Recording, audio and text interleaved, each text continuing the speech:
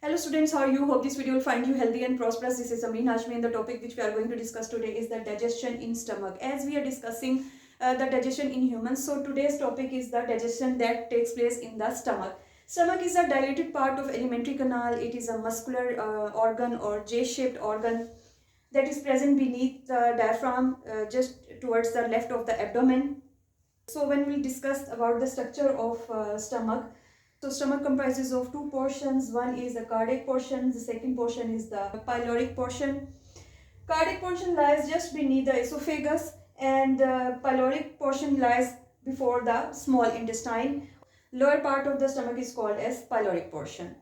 So there are two openings in the stomach. One opening where esophagus opens into the stomach or esophagus is attached to the stomach and the second opening is where the stomach enters into the small intestine or stomach is attached to the small intestine or duodenum, that is the first part of the small intestine.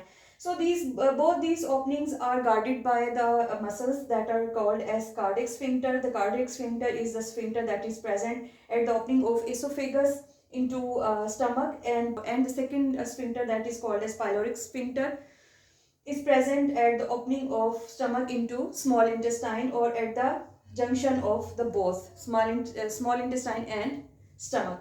So stomach walls are composed of muscles and there are three layers of muscles, walls of the stomach. Muscles are arranged in the walls of the stomach longitudinally, circularly and obliquely. So when the food enters or bolus enters from the esophagus into the stomach, the gastric glands that are present in the walls of the stomach they are stimulated and they secrete gastric juice. Composition of this gastric juice is the hydrochloric acid, protein digesting enzyme that is pepsinogen and mucus. Now the protein digesting enzyme is pepsin that is secreted in an inactive form that is pepsinogen. Pepsinogen is activated by the hydrochloric acid or HCl and then it acts on the protein that is present in the food. The one function of hydrochloric acid is the activation of pepsinogen into pepsin and another function of hydrochloric acid is to kill the microorganisms that are present in the food. Now after the action of pepsin, the proteins that are present in the food are partially digested. They are digested or they are broken down to polypeptides and peptides.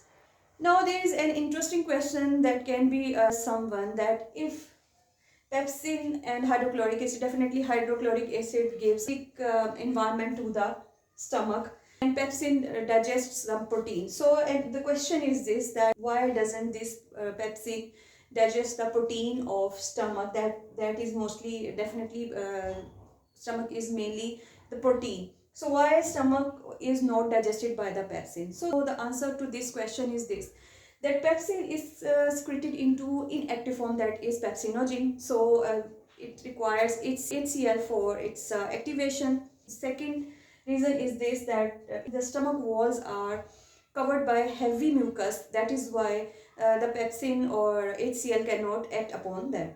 So this mucus neutralizes the HCl and it becomes difficult for the pepsinogen to convert or to activate into pepsin.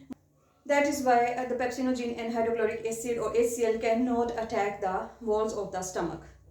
Not only by the gastric juice but also the churning movement, churning of stomach also is responsible for the digestion or breaking down of food. Now churning is the mixing of food with gastric juice and it is done by the churning of the stomach, which is relaxation and contraction of stomach muscles. The churning action also produces heat that causes the melting of lipids or fats. Moreover, the emulsification of fats and fat soluble vitamins is also performed in the stomach. So after the churning action or activity of gastric juice, the food is converted into a mixture that is a soup-like mixture and it's called as chyme. Now entrance of food to the stomach is regulated by the cardiac sphincter. Entrance of chyme into duodenum is guarded by the pyloric sphincter. So pyloric sphincter allows only a small amount of chyme to enter into duodenum, that is the first part of the small intestine at a time. Quantity of gastric juice is always present in the stomach, and when the food is present in the oral cavity, the brain sends message to the walls of the stomach to secrete gastric juice. This gastric juice is secreted when the food enters into the stomach, gastric glands get stimulated. And the secretion of gastric juice depends upon the type of food that we eat. If the food is less proteinaceous, then less amount of gastric juice is produced. And if food is more proteinaceous, then more amount of gastric juice is produced. And this gastric juice converts or break down the proteins into polypeptides and peptides. When peptides are present in the stomach, they stimulate the G cells of the stomach, that are specialized cells, that are special neuroendocrine cells. These G cells secrete a hormone that is called as gastrin. This gastrin enters into the bloodstream and distributed to the whole body. When this gastrin reaches the stomach, it stimulates the gastric glands of the stomach to secrete more gastric juice.